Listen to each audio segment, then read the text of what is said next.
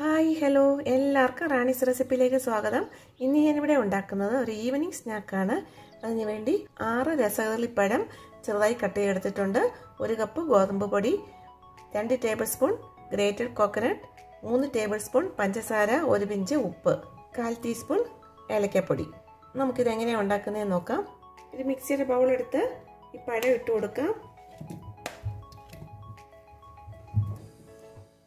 ഇതിലേക്ക് 3 table spoon പഞ്ചസാര കൂടി ചേർത്ത് കൊടുക്കാം.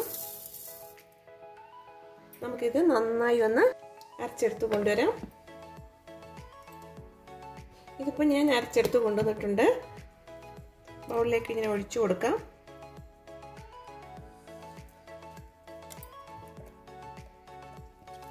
വെള്ളം ചേർക്കാതെ അരച്ചെടുക്കണം. ഇതിലേക്ക് ഗോതമ്പ് പൊടി ചേർത്ത് കൊടുക്കാം. കുറേശ്ശെ ഇട്ട് നന്നായി ഒന്ന് മിക്സ് ചെയ്യാം.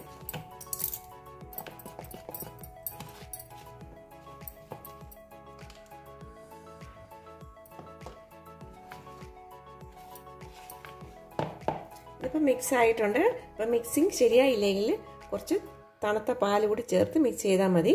നമുക്കിനി ഇതിലേക്ക് തേങ്ങ ചേർത്ത് കൊടുക്കാം. മിക്സ് ചെയ്യാം. ഇതിലേക്ക് 1 പിഞ്ച് ഉപ്പ് ചേർത്ത് കൊടുക്കാം. ഇതിലേക്ക് 1/4 ടീസ്പൂൺ ഏലക്കപ്പൊടി ചേർത്ത് കൊടുക്കാം. നന്നായി ഒന്നുകൂടി മിക്സ് ചെയ്യാം. ഇതിപ്പോൾ നന്നായി മിക്സ് ആയിട്ടുണ്ട്. ഇതിൽ സോഡാപ്പൊടിയും ചേർക്കേണ്ട ആവശ്യമില്ല. ഇത് നമുക്ക് 15 മിനിറ്റ് റെസ്റ്റ് ചെയ്യാൻ വേണ്ടി വയ്ക്കാം.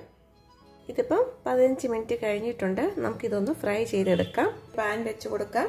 അത് ചൂടാകുമ്പോൾ അതിലേക്ക് ഓയിൽ ഒഴിച്ചു കൊടുക്കാം.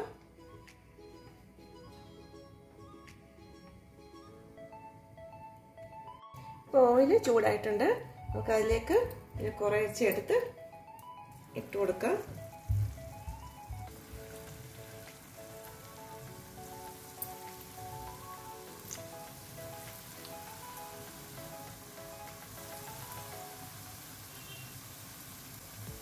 ഗോൾഡൻ ബ്രൗൺ കളർ ആകുമ്പോൾ ഒന്ന് തിരിച്ചിട്ട് കൊടുക്കണം. മീഡിയം ഫ്ലെയിമിൽ വേണം ഇത് ഫ്രൈ ചെയ്തെടുക്കാൻ. ഇതിപ്പോൾ ഒരു സൈഡ് ഗോൾഡൻ കളർ ആയിട്ടുണ്ട്. നമുക്ക് തിരിച്ചിട്ട് കൊടുക്കാം.